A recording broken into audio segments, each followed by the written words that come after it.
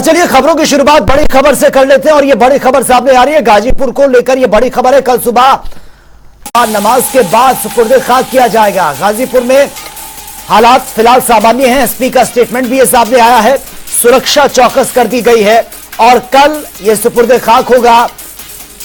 मुख्तार का शव देर रात तक गाजीपुर पहुंचेगा। हालांकि एम्बुलेंस रवाना हो चुकी है गाजीपुर के लिए और सुबह के वक्त नमाज के बाद सुपुर्द खाक ये किया जाएगा।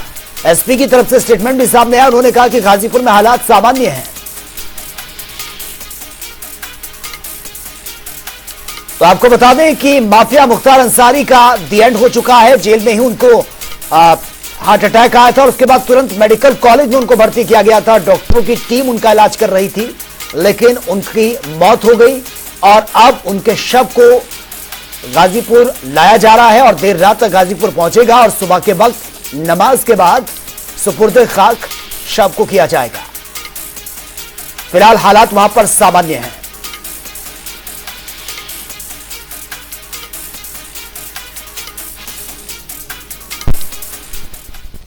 माफिया मुख्तार अंसारी की जेल में मौत के बाद पूरे प्रदेश में अलर्ट जारी है। मुख्तार अंसारी के बेटे उमर अंसारी ने बांदा जिलाधिकारी को इसको लेकर बाकायदा एक खत भी लिखा है और पिता को जहर देने और हत्या की बात उसमें लिखी है। अब मुख्तार का शव गाजीपुर लाया जा रहा है और बताया जा रहा है कि शाम तक पहुंच जाएगा। इस बीच मुख्तार अंसारी की मौत को लेकर बड़े नेताओं की ओर से कई सवाल खड़े किए जा रहे हैं, जिस पर प्रतिक्रियाएं भी लगातार सामने आ रही हैं।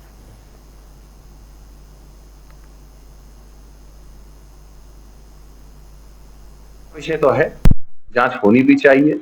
पोस्टमार्टम की कल जब बात आई तो प्रशासन ने शायद जहां तक ये कहा था देर रात पोस्टमार्टम भी हुआ और परिवार के सामने हुआ और ये सारी चीजें होनी चाहिए, निष्पक्ष जांच होनी चाहिए। क्योंकि कुछ दिन पहले मुख्तार साहब की तरफ से भी शिकायत हुई थी और उसके साथ साथ अफजाल अंसारी साहब ने भी इस बात की शिकायत की थी जब वो मेडिकल कॉलेज मिलने गए थे मुख्तार अंसारी जी से।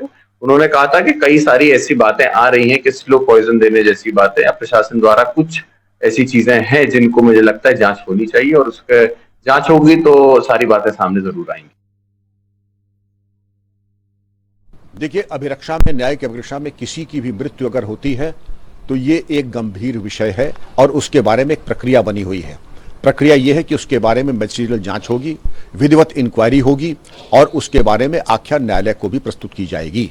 लेकिन मैं आपको बताना चाहूंगा कि जब मुख्तार अंसारी पंजाब से उत्तर प्रदेश लाए गए थे तब भी वहां पर बहुत ज्यादा उनकी रुग्ण अवस्था थी उनकी, और बड़े बड़े अधिवक्ताओं ने माननीय न्यायालय को भी अवगत कराया था कि मुख्तार अंसारी की तबीयत अच्छी नहीं है बल्कि बहुत खराब है और उन्हें निरंतर मेडिकल चिकित्सा की और इंटरवेंशन की जरूरत है।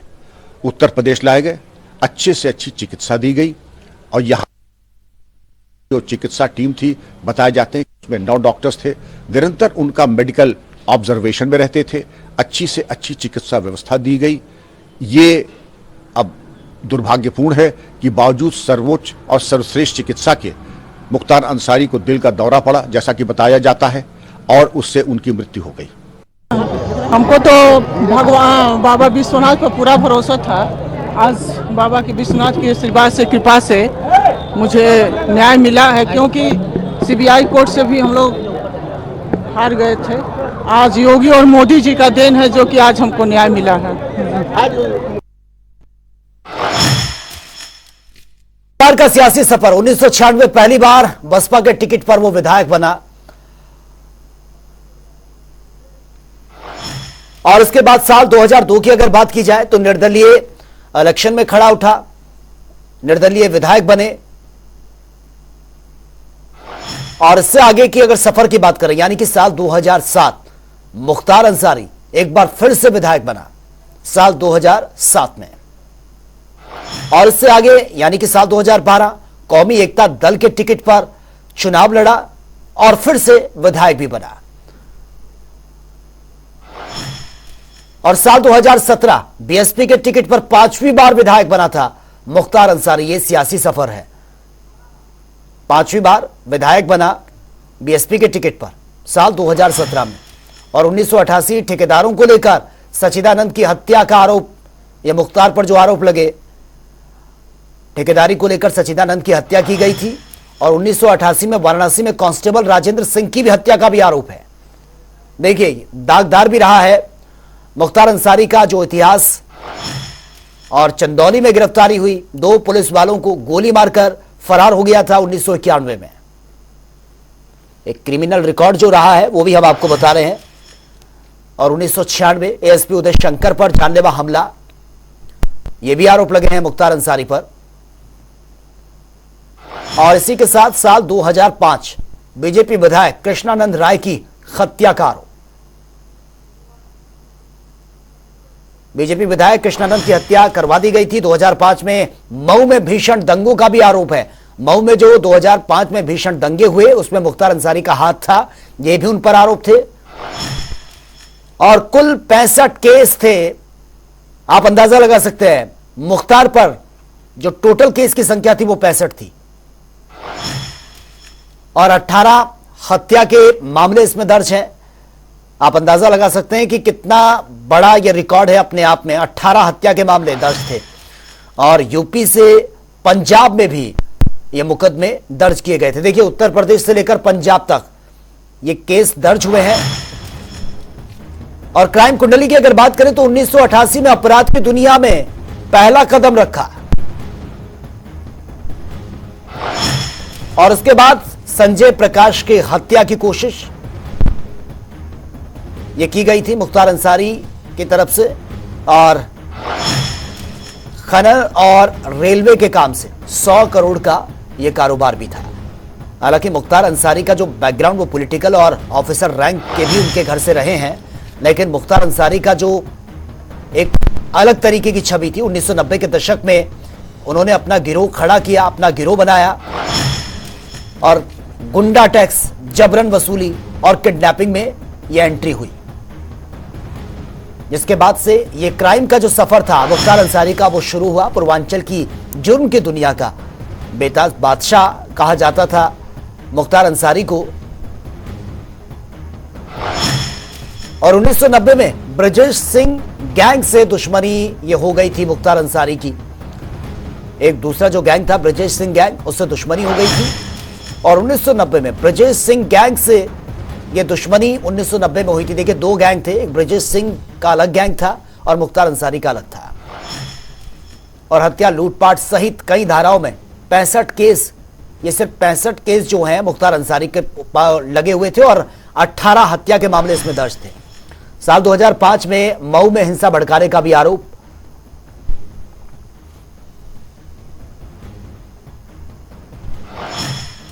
और गाजीपुर पुलिस के सामने सरेंडर भी किया मुख्तार अंसारी ने।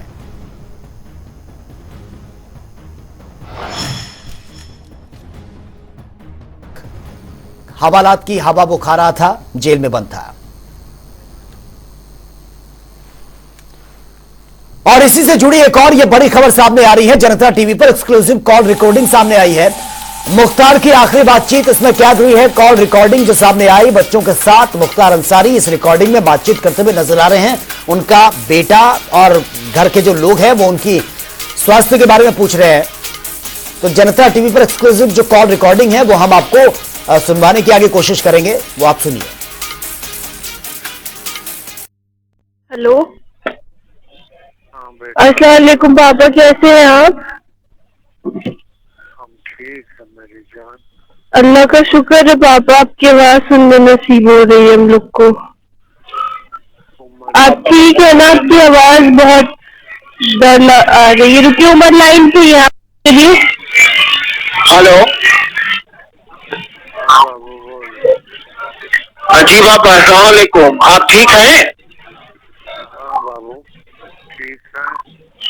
बस अल्लाह ने बचा लिया पापा, आप हिम्मत से रहिए, इंशाल्लाह सब सही होगा। रमजान का पाक महीना हम लोग को पूरी उम्मीद। आप कुछ बोलिए पापा, जो हमसे कहना है बोलिए फटफट। 18 तारीख से बाद से पाक ही नहीं है, रोजा ही नहीं है, न एक वक्त की जमात जी। हम बेहोशी टाइप हो जा रहे हैं। 2 दिन 4 दिन 5 दिन और ताकि हम उठ सके। हम बैठ नहीं पा रहे हैं बाबू, और हम समझ नहीं हो रहे। हम समझ रहे हैं पापा, बिल्कुल समझ रहे हैं, बिल्कुल वो तो दिख ही रहा है कि बिल्कुल जहर का सब असर है पापा। लेकिन अल्लाह बहुत बड़ा है, हम लोग पढ़ के दम कर रहे हैं आप पे, आप बहुत जल्द सही हो जाएंगे इंशाल्लाह। किसी भी तरह हिम्मत करके पापा फोन कर लिया करिए रोज। आपकी आवाज सुन के जान में जान आ गई हम लोग के। हाँ बाबू, हम अल्लाह अगर जिंदा कभी रखे होगा तो रूह रहेगी, और नहीं तो बॉडी तो चली जाएगी। हाँ चलो, देखो बॉडी कंट्रोल नहीं हो पा रही। पूर्वांचल में आतंक का दूसरा नाम रहे माफिया मुख्तार अंसारी की मौत पर कैबिनेट मंत्री संजय निषाद से जनता टीवी से खास बातचीत ये हुई है, और इस दौरान उन्होंने बताया कि फॉरेंसिक रिपोर्ट पर यह बयान होना चाहिए। साथ ही उन्होंने कहा कि फॉरेंसिक रिपोर्ट के बाद ही बताया जाएगा कि मौत का असली कारण क्या था। माफिया डॉन मुख्तार अंसारी की कल बांदा अस्पताल में हार्ट अटैक से मौत हो गई। हालांकि उत्तर प्रदेश में तमाम प्रत्यारोप का दौर जारी है। तमाम समाजवादी पार्टी ने गंभीर आरोप लगाए हैं, वहीं उनके परिवार वालों ने भी गंभीर आरोप लगाए हैं। हमारे साथ बात करने के लिए डॉक्टर संजय निषाद कैबिनेट मंत्री हैं। सर, तमाम आरोप उनके परिवार वाले लगा रहे हैं, जबकि हार्ट अटैक से मौत हुई है। तो आपने तो सब परिवार वालों का भी अच्छा विपक्ष का जो आरोप था उसका जवाब तो आपने दे दिया कि हार्ट अटैक हुई है। लेकिन सिम्टम के आधार पर लोग पहले जज करते हैं कैसे मौत हुई है, लेकिन विशेष रूप से जांच का विषय होता है पोस्टमार्टम। फॉरेंसिक रिपोर्ट है, फॉरेंसिक रिपोर्ट के आधार पर जो आता है उस पर बयान होना चाहिए। जब तक फॉरेंसिक रिपोर्ट नहीं आ जाए तब तक लोगों को बयान से बचना चाहिए। हार्ट अटैक की मौत तो डॉक्टर कह रहे हैं, लेकिन अफजाल अंसारी का कहना था कि ब्रजेश सिंह की उस मामले पर गवाही चल रही थी, जिसमें तो अभी तो पोस्टमार्टम होने के बाद असली मृत्यु का कारण बनता है। सिम्टम के आधार पर पहले बोल दिया जाता है किस तरीके से है। तो अभी पोस्टमार्टम रिपोर्ट आ जाए, उसके आधार पर लोगों को जानकर बयान देना चाहिए। अखिलेश यादव की प्रतिक्रिया आपने सुनी होगी, क्या कहना चाहिए? देखिए, प्रतिक्रिया करना विपक्ष प्रतिक्रिया नहीं करेगा तो क्या होगी उनका, तो उनके लिए विपक्ष में सरकार जनता इसीलिए विपक्ष में भेजती है कि आप कुछ न कुछ प्रतिक्रिया करते रहिए। क्रिया करने का, काम करने का, विकास करने का, मुद्दा जो समाज का हल करने का सरकार का काम है। विपक्ष को हमेशा अपने भी समय के कार्यकाल को देखना चाहिए कि मेरे समय में क्या था और वर्तमान समय में क्या। इसीलिए जनता जज होती है, जनता फैसला लेती है, और जनता ने इसीलिए सबके कार्यकाल को देखते हुए मोदी योगी के कार्यकाल को सराहना करते हुए उनको सत्ता में उन्होंने स्थापित किया। गाजीपुर, बांदा, मऊ, काफी भीड़ वहां पर है। तमाम रात में नारेबाजी भी हो रही थी। किस कानून व्यवस्था को देखते हुए, आप किस तरीके से देखते हो इस भीड़ को? क्या लोकसभा चुनाव को देखते हुए एक राजनीतिक पहलू भी है? देखिए, लोकतंत्र में लोगों का तंत्र है, और स्वतंत्र भारत में लोगों को किसी के साथ रहने का, समर्थन करने का अधिकार है। तो किसी के समर्थक को हम लोग नहीं कुछ कह सकते हैं, वो किन परिस्थितियों में उनका समर्थन कर रहा है। लेकिन निश्चित रूप से यह चुनाव आचार संहिता है और स्वतंत्र है, इसमें सरकार का कोई रोल नहीं है। इस समय आचार संहिता लगा हुआ है, चुनाव आयोग ही उस पर सब डिसीजन करता है, और चुनाव आयोग है, और इस समय इस तरीके का कोई घटना करना ठीक नहीं है, क्योंकि चुनाव आचार संहिता के हिसाब से बिना परमिशन के किसी प्रकार का कोई काम करना, नारेबाजी करना, दंगा धरना प्रदर्शन करना आरोपित है। कुछ भी, किसी को भी कुछ व्यक्त करना उसका धर्म बनता है, उसका इस भारत में उसको अधिकार है। तो व्यक्त करने के तरीके होते हैं। हाँ, व्यक्त करने का तरीका ये नहीं कि हम रोड पर उतर जाएं, इस तरीके का काम है। समर्थकों का किन परिस्थितियों में समर्थन कर रहे हैं वो उसका जवाब दे सकते हैं। शुक्रिया। तो ये थे डॉक्टर संजय निषाद, कैबिनेट मंत्री। साफ तौर से इनका कहना था कि मामले की मजिस्ट्रियल जांच हो रही, मजिस्ट्रियल जांच होने के बाद क्या कारण थे, सब बिंदुओं पर जांच होगी। उसके बाद परिणाम आएगा कि किस वजह से मुख्तार अंसारी की मौत हुई, और जो उनके परिवार वाले गंभीर आरोप लगा रहे हैं। फिलहाल उस मामले को लेकर के, उनके परिवार वालों के मामले पर, मुख्तार अंसारी के परिवार को लेकर के, उनकी प्रतिक्रियाओं पर भी मजिस्ट्रियल जांच को लेकर के बात कही जा रही है। कैमरा पर्सन याद के साथ जनता टीवी, लखनऊ। मुख्तार की मौत के बाद प्रयागराज और गाजीपुर समेत पूरे उत्तर प्रदेश में हाई अलर्ट है। पुलिस ने सभी जिलों में पहरा बढ़ा दिया और उसके बाद सुरक्षा को देखते हुए यूपी में धारा 144 भी लागू कर दी गई है। मुस्लिम बाहुल्य इलाकों में गश्त बढ़ा दी गई है। देखिए लखनऊ से संवाददाता तौकीर किदवाई की रिपोर्ट। रमजान का महीना और उसके बीच में पड़ने वाले जुलूसों को लेकर पुलिस ने सुरक्षा व्यवस्था चुस्त दुरुस्त कर दी है। खासकर पुराने लखनऊ की बात की जाए तो पुलिस फोर्स बढ़ाई गई है। हमारे साथ पश्चिम जो लखनऊ है वहाँ के डीसीपी दुर्गेश कुमार जी हैं। सर, किस तरह के इंतजाम किए गए हैं, क्योंकि जुलूस भी अब 19 रमजान और 21 रमजान का निकलना है? देखिए, पुराने लखनऊ में काफ़ी समृद्ध परंपरा है त्योहारों की। रमजान माह में 19 और 21 रमजान का जुलूस होता है जो काफ़ी पुराना है, परंपरागत है। और आज अलविदा की नमाज के पहले अंतिम जुमे की नमाज है। आज भीड़ भाड़ की ज़्यादा संभावना है। इसके मद्देनज़र हम लोगों ने central paramilitary force, PSC, civil police के साथ साथ अन्य जो सुरक्षा की व्यवस्थाएं होती हैं वो हमने किया हुआ है। कमिश्नर ऑफ पुलिस लखनऊ के नेतृत्व में पुराने लखनऊ में हम यहाँ की जनता को सुदृढ़ सुरक्षा व्यवस्था एवं शांति व्यवस्था देने को कटिबद्ध हैं। सर, कल जो जिस तरह से मुख्तार अंसारी की मौत हुई जेल में, उसके बाद अलर्ट जारी किया गया था, कुछ उसके लिए भी कुछ खास इंतजाम किए गए? देखिए, हम त्योहारों के संबंध में हम लोगों ने अपनी व्यवस्था रखी हुई है, चाकचौबंद व्यवस्था है। साथ ही जो हमारा इम्पॉर्टेंट है 19-21 जुलूस, उसकी हम सुरक्षा व्यवस्था कर रहे हैं और बेहतर सुरक्षा व्यवस्था हम यहाँ के लोगों को उपलब्ध कराएंगे। तो देखिए, जिस तरह से जुलूसों का दौर शुरू होने वाला है 19 रमजान और 21 रमजान, उसको लेकर खासकर जो पुलिस फोर्स है वो पुराने लखनऊ में बढ़ाई गई है। और उसके अलावा जिस तरह से कल मुख्तार अंसारी की मौत के बाद डीजीपी की तरफ से एक अलर्ट जारी किया गया पूरे प्रदेश में और कहा गया कि सुरक्षा व्यवस्था बढ़ाई जाए, खासकर जुमे की नमाज को लेकर। उसको मद्देनजर भी आज पुलिस फोर्स यहाँ पर आप देखेंगे बड़ी तादाद में यहाँ पर फोर्स बढ़ाई गई थी। और खासकर जो सामने आप देखेंगे जो टीले अली मस्जिद है वहाँ पर भी फोर्स बढ़ा दी गई है, ताकि जो जुमे की नमाज है उसमें किसी भी तरह की जो भीड़ है वो यहाँ पर किसी भी तरह का हंगामा या किसी तरह का प्रदर्शन न कर सके। फिलहाल सुरक्षा व्यवस्था के कड़े इंतजाम किए गए हैं और खुद जो पुलिस के आला अफसर हैं वो सड़कों पर है और पूरा जायजा ले रहे हैं। कैमरा पर्सन आशीष के साथ तौकीर किदवाई, जनता टीवी, लखनऊ।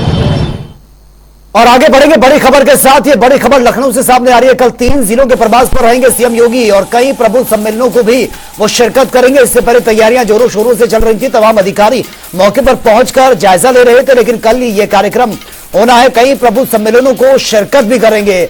मुख्यमंत्री योगी आदित्यनाथ यहां पर पहुंचेंगे।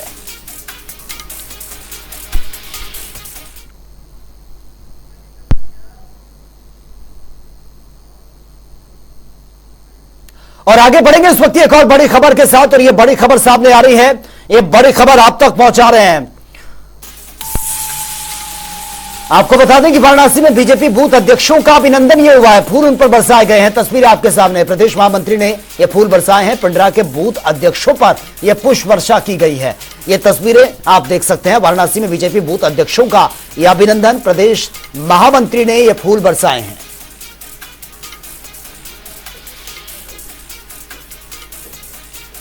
तो ये तस्वीरें आप देख रहे हैं, बीजेपी बूथ अध्यक्षों का अभिनंदन, उनके ऊपर फूल बरसाए गए। प्रदेश महामंत्री ने ये फूल बरसाए। अलीगढ़ की छर्रा विधानसभा क्षेत्र में बीएसपी प्रत्याशी का लोगों ने भव्य स्वागत किया। इस दौरान उन्होंने बीजेपी, सपा और कांग्रेस समेत तमाम पार्टियों पर तंज भी कसा और लोगों से बीएसपी को जिताने की अपील भी की है।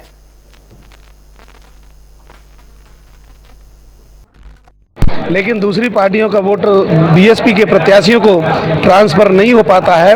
और साथ ही साथ बहुजन समाज पार्टी ने इस बार पार्टियों से गठबंधन नहीं किया, बल्कि हर समाज के साथ गठबंधन किया है। और हर समाज का व्यक्ति बहुजन समाज पार्टी से जुड़ा है। हर समाज का व्यक्ति भाईचारे के आधार पर बहुजन समाज पार्टी को सपोर्ट कर रहा है। और इस बार बहुजन समाज पार्टी इस देश में अपने ज़्यादा से ज़्यादा सांसद जिताने का काम करेगी। आपको ये लगता है कि बहुजन समाज पार्टी अकेले चुनाव लड़ रही है, तो लगभग कितनी सीटें इस बार उपचुनाव में आने की उम्मीद है? इस संबंध में कोई भी व्यक्ति नहीं कह सकता है। ये भाजपा के लोग तो केवल झूठ बोलते हैं, अफवाह फैलाते हैं और उनकी आदत में है। और जो मीडिया के माध्यम से या अपनी रैलियों के माध्यम से वो तरह तरह की बातें करते रहते हैं और ईवीएम पर भी वो ईवीएम में भी चोरी करने का काम करते हैं, इसलिए वो कुछ भी बोलते रहते हैं। लेकिन बहुजन समाज पार्टी ज़्यादा से ज़्यादा सांसद जीत करके जा रही है और बिना बीएसपी के कोई सरकार नहीं बनेगी। वहीं जो सूरज जी ने बताया है कि इस बार भाजपा को हराने के लिए बीएसपी मैदान में है और अधिक से अधिक पार्टियां लेकर प्रत्याशी जिताने का प्रयास करेगी। अलीगढ़ से जनता टीवी के लिए ज़ैड खान की रिपोर्ट।